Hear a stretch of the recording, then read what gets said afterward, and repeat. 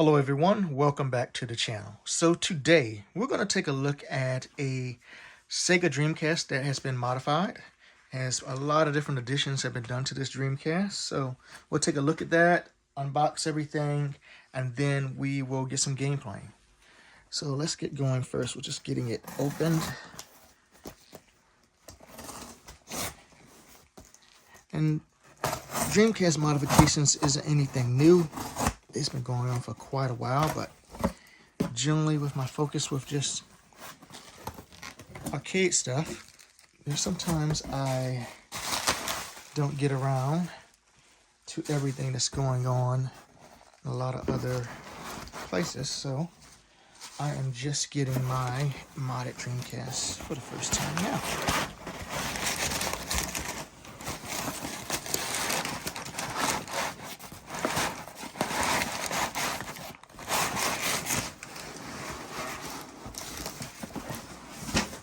Okay, so it was packed very well. Let's get inside here.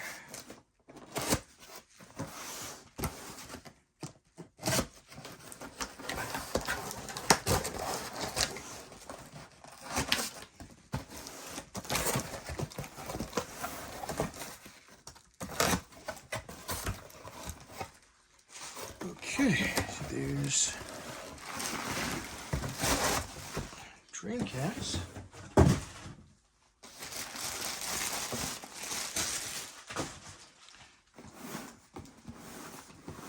So there we go. Box is in very good condition.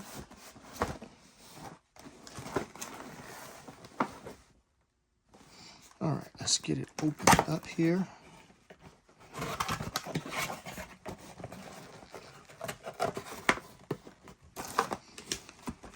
So first things first, we have a VMU. We'll just do this all at the same time. So nice VMU. We have here the Biohazard, aka Resident Evil, Veronica. What's inside here? Let's see.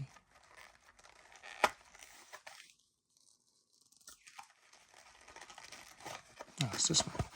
Okay, it's a collectible umbrella medallion, and it is metal.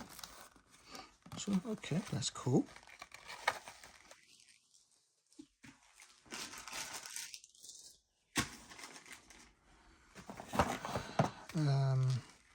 So this Dreamcast has been modded for HDMI. So it's an HDMI cable.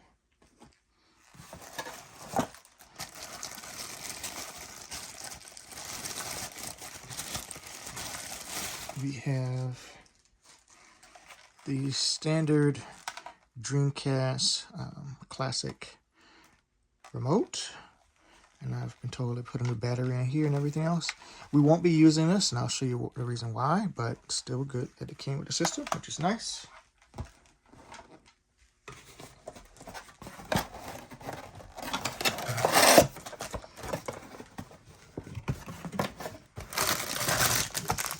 Okay, we have a power supply.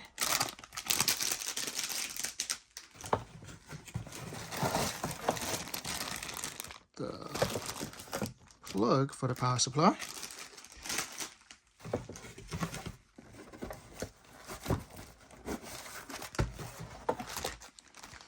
Okay, so looks like we have some instructions. Let's see what else we have in here.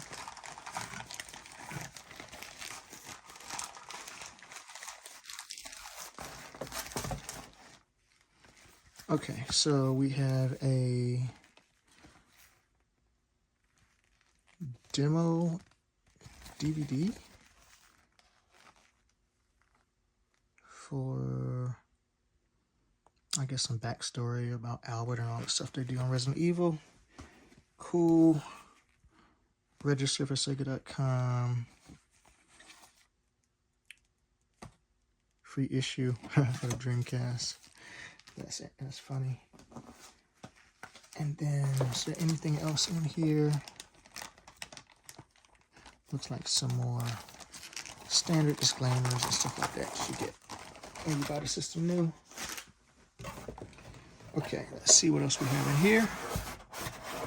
Let's pull this out.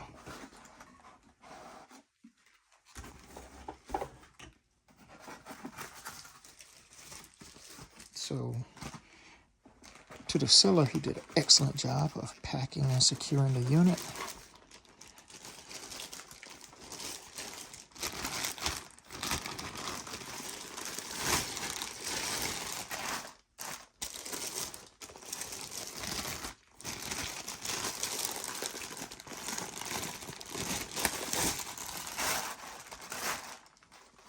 Okay, so top of the unit, notice it has the Umbrella Corporation little addition there instead of the standard logo for the Sega.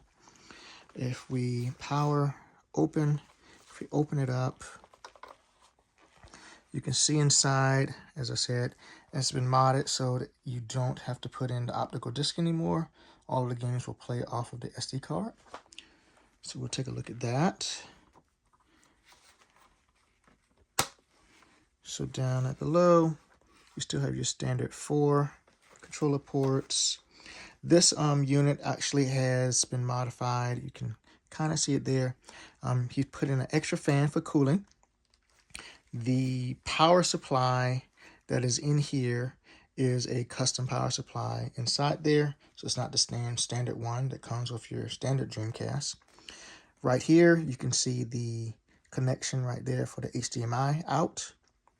You have your standard serial AV out connections there, your modem connections there. So, and just for the sake of it, the bottom of the unit is still standard as you would expect. So there you go. That is the unit, and there's a little button right there on the outside of it.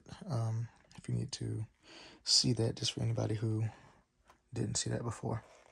So there you go. That's the unit and everything else. As I said earlier, I won't be using that included controller, and the reason being of that is that I was able to acquire from what's the company Retro Fighters. I have from them a let's look, all the stuff on the box, which is interesting here.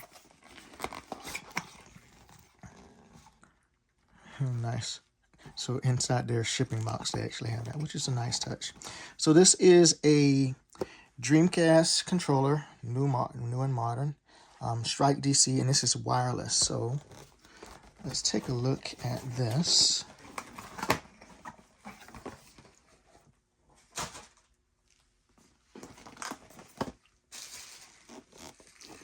And I don't know when they started releasing these, but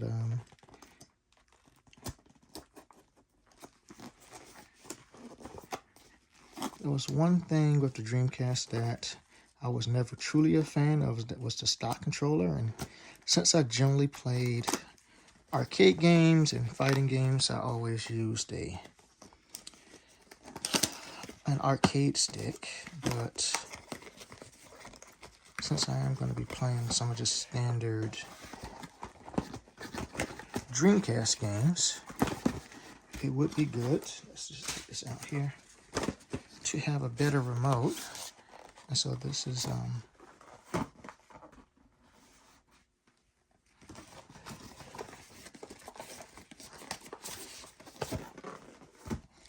a good improvement. So let's set this over here for a second. Let's take a look at this.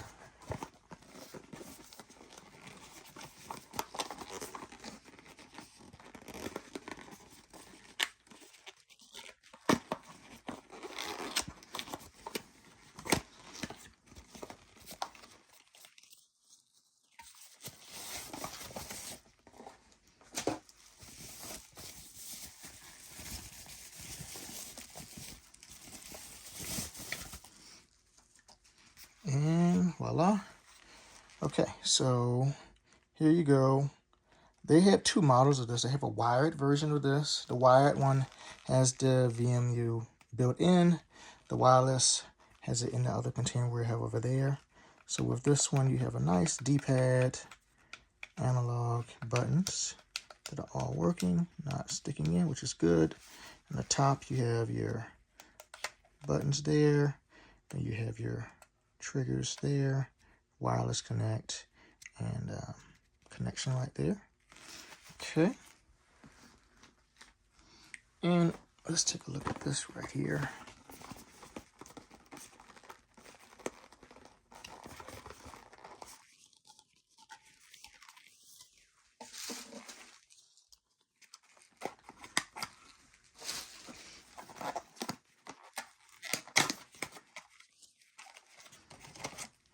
Okay, so you have your connection, charging cable.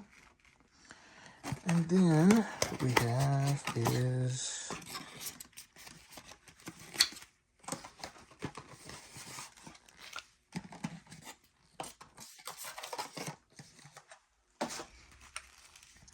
we have the VMU dock. And so what will happen is the VMU, which, so that's the battery, whatchamacallit, I'll do that later, but it'll just slide in here.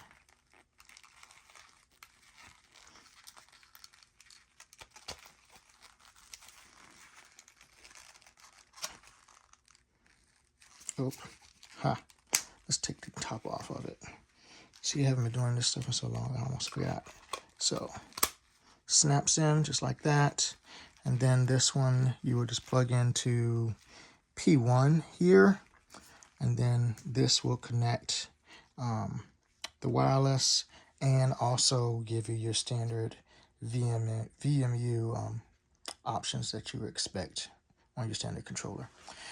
Also, because it's not on the controller as normal, your weight of the controller is a little bit lighter than if you had a VMU built into the controller. So it's slightly lighter than the other Retrofighter Dreamcast controller because you're not holding the VMU as well. Not much weight, but weighs a little bit more. And I still may one day get a wired connection controller just to test it out and see how everything goes. Sometimes you don't feel like charging things, and it's always good just to have a wired controller. That is when I'm not using the arcade stick. So, that being said, this is my SEGA Dreamcast modded set, unboxed and everything live. So it looks like everything came in good condition. So I will get this all hooked up, and then we'll get some gameplay going. I have a demo. It came with a demo SD card. I don't know how many games are on there, but I do have a larger one that I think has the full collection of all of the games on there. So we'll get everything plugged up, hooked up, and go from there, and then give final thoughts. Okay, everyone, I now have the Dreamcast hooked up to the TV. I've turned off the music so that it's easier for me to talk over it instead of fighting over the sound quality and everything else. So you won't hear any music, but that's just because I turned it off for the games. But inside of here, I have on my SD card, I think I have almost like 205 games on the SD card.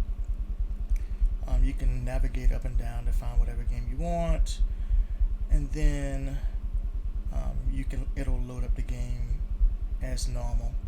Now, one thing to note, the more games you have on your memory card, the longer it'll take for the initiation process to start when you first boot up the Dreamcast. So mine is around just about close to 2 minutes or so, but like I said, that's just when you start it up and everything else. So I have 217 games in here. So I do have some Atomic Wave games in here as well. and your standard Naomi games and stuff like that is in here as well. So what we're going to do is I'm just going to start up a game, and then once I start it up, we will come back to the menu and you'll see how long it takes to load up. Then I'll pick another one and then we'll end the video. So nothing real long or in depth here. So I'm just going to pick this one here. And then as you see, after you pick the game, you go through your standard Dreamcast boot menu, because at this point, as far as the system is concerned, it's just reading it from the disk. It thinks it's reading from the GD-rom, but you're really loading it from the flash drive. So it goes through all of the standard configurations. If it's the first time you're going through it, it'll ask you about a VUM. And then you're at the game menu, where you can do whatever you normally do to start the game up as normal.